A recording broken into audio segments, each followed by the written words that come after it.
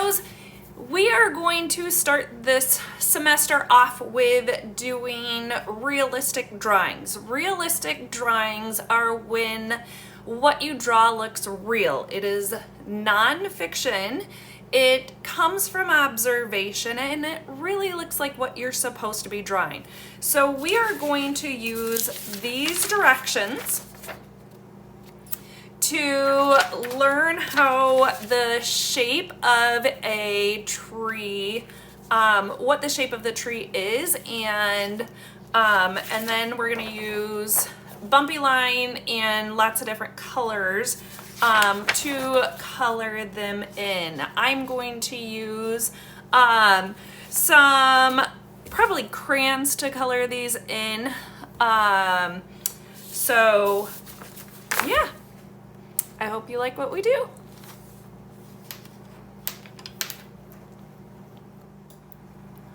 All right, kiddos, so we are going to make this tree as big as possible. So we are going to start with backwards parentheses. Parentheses are those little things that go when you're doing your phone number. You put, if it's area code 616, those are parentheses. So we are going to do backwards parentheses. Your hand moves in an arc really good one way, but it doesn't the other. It has like a little kink in it. So I am right-handed. So I'm going to start with the right side of my tree, and I'm going to start, I don't know, towards the bottom of the page and go pretty close to the top. And then I'm gonna do the same thing on the other side. So then I have this tree looking trunk looking line. Remember to draw light. I did not just do a single line and hope that it was good. 9 times out of 10, that single line is not good. So if you do it light, and see how I'm holding my pencil back a little bit, I'm not pressing all the way hard on my pencil. So I started with number 1, make the outside of the trunk. Number 2 says a floating V. So we are going to, again, very lightly, make this V in the middle of our tree. Don't tell me you don't know how to make a V, because you've been making letters since we were in kindergarten, right? So we know how to make a V there. Otherwise, you're going to have to go back to kindergarten. Okay, number 3 says make those 2 into an M at the top. So I'm going to go out a little bit, come back in, go out, and do you see that M shape right here? So we've used a letter V and a letter M, and I'm going to do that on this side as well.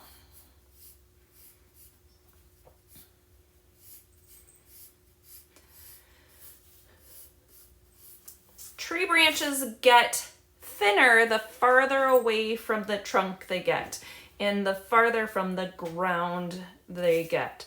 So these branches are going to be thicker than the branches out here. That's why we do that little M at the end. Okay, so number 4 says add more M branches. So we're gonna go out and do an M, go out again. And then we don't want them hanging down. So the most branches you'll do will come straight out. Okay. And the trunk of a tree, the branches of a tree are in a circle shape. So we want, when we're doing these branches, to come out to where a circle would be. So do you see that circle shape? So I'm doing a couple more M. I also want branches to come off of these branches, which is step number 5.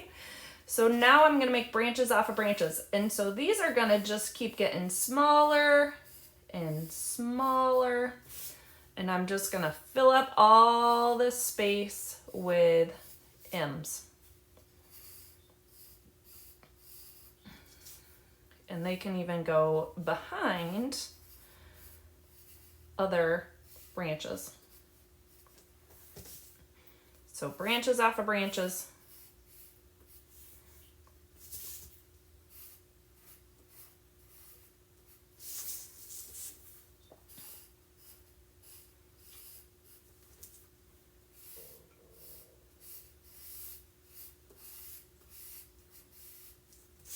And then you can do branches off of those new branches if you have space.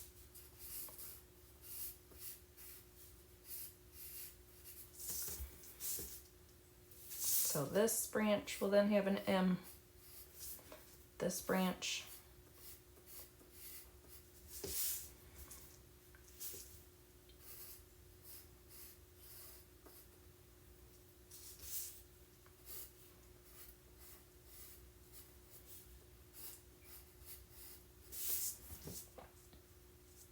So there's my tree. Trunks all of those lovely branches. Now we're going to add a bumpy line for the outside of the leaves. The leaves come from the branches. They do not come from way down by the grass.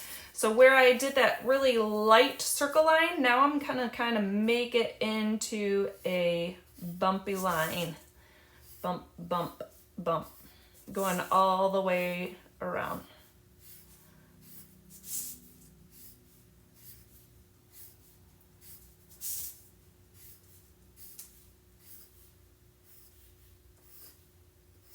And then going back to the trunk.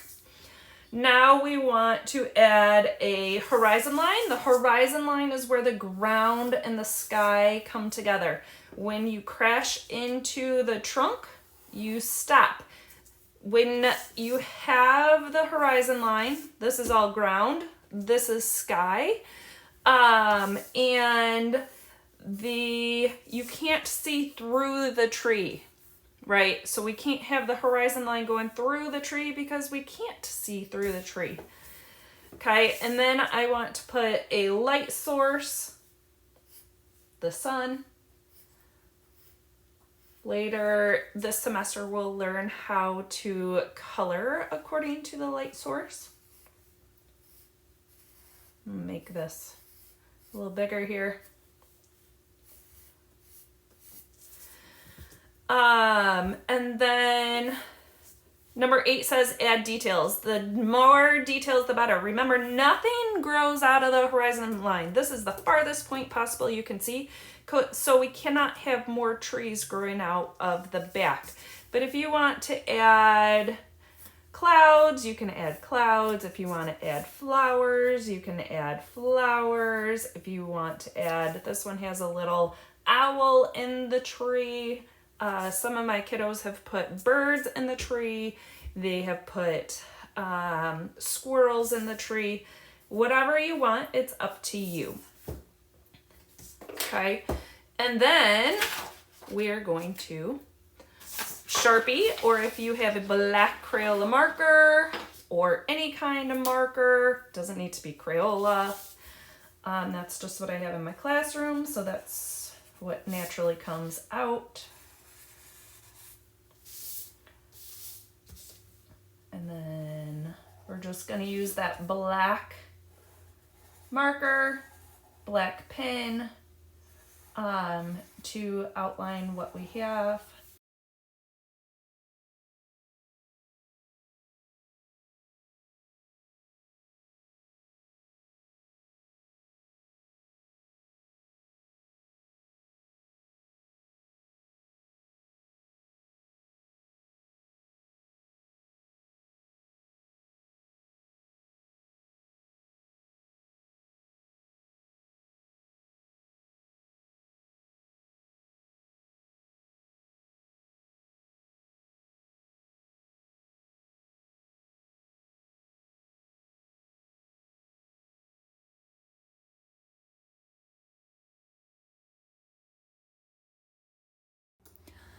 All right, kiddos, we are going to color these in now, but before I did that, I wanted to go back and erase any pencil lines that didn't get covered up with our black pens or markers.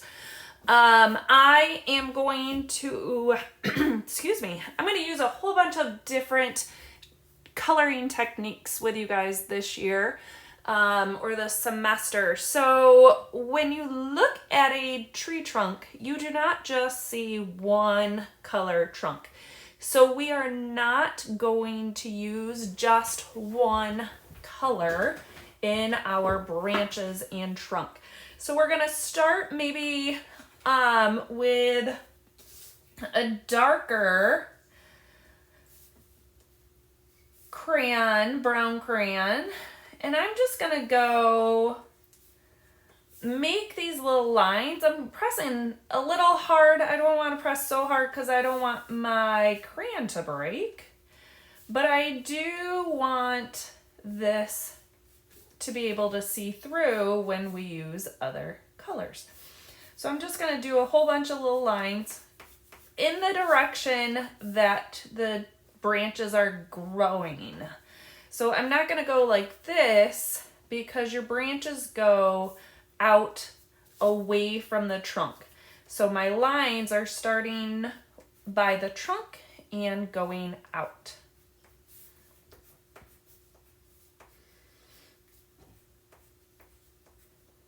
And then when I get done with this color, I'm going to do the exact same thing with another brown.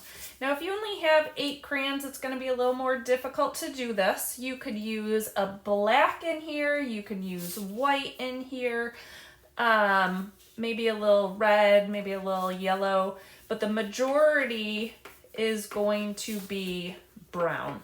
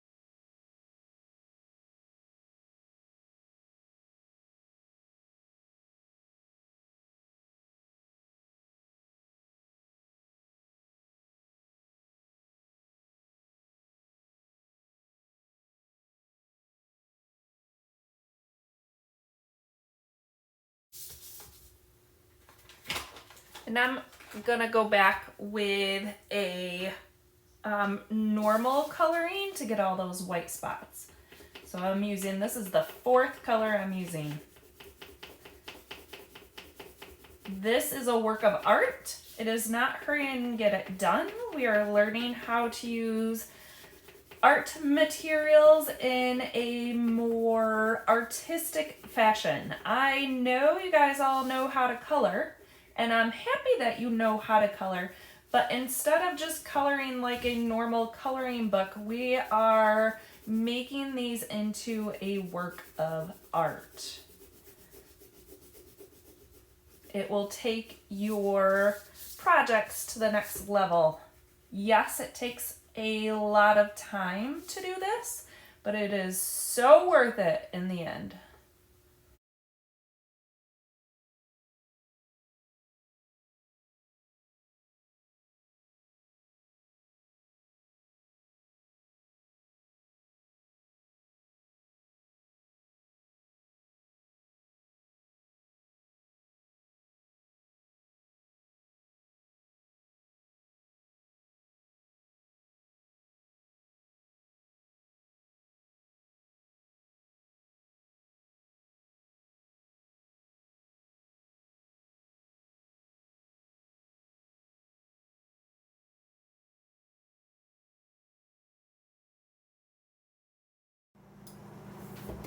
All right, kiddos, so we're basically going to do the same thing for the leaves, but you are going to do circles instead of straight lines to show a little bit more of the leaf action. So this one I have a bright summer day with bright green leaves. This one's a little bit more fall-like, and it has a little bluebird in there, so I have yellows and oranges and reds. The same thing with this one, some yellow, oranges, and reds. And this one I put some Sharpie bumpy lines in there to get a little more, I don't know, detailed. This one I did not use the circle motion as much as I did in this one, and you can totally see the difference. These look a little more realistic. So I am going to use my crayons again to color in the leaves. So here we go.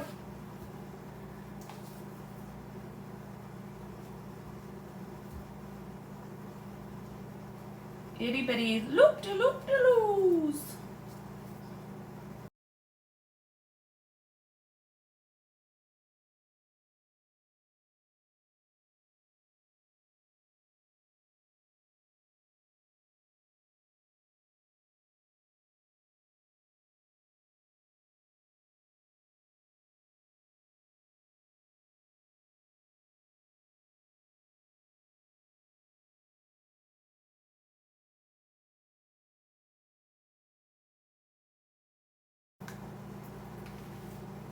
Okay, and then I'm going to do the same thing with the sun, but this time I'm going to go in more of a circular fashion. So arcing with the sun, little light lines, some darker, and then I'm going to throw a little yellow in there. Just kind of blend those together. I'm going to use a little bit of gray in my clouds along where my black lines are, and kind of do little puffs of clouds in there. And then when I color over in white, yes, I know you can't see the white, why would you use it, but that just kind of blends those colors together, make them look a little more poofy. Maybe some rounded strokes like we did in the tree, but bigger. So you will see a little more dimension in the clouds. And then when I'm done with those, I'm gonna just do one color in the sky. Remember, when you color the sky, I know it's a big area. I know we're going around a lot of stuff, but I need you to go one direction. So my grass is kind of needs to go up and down because your grass grows up and down, so it looks a little more realistic. Go around the edges, then in the middle.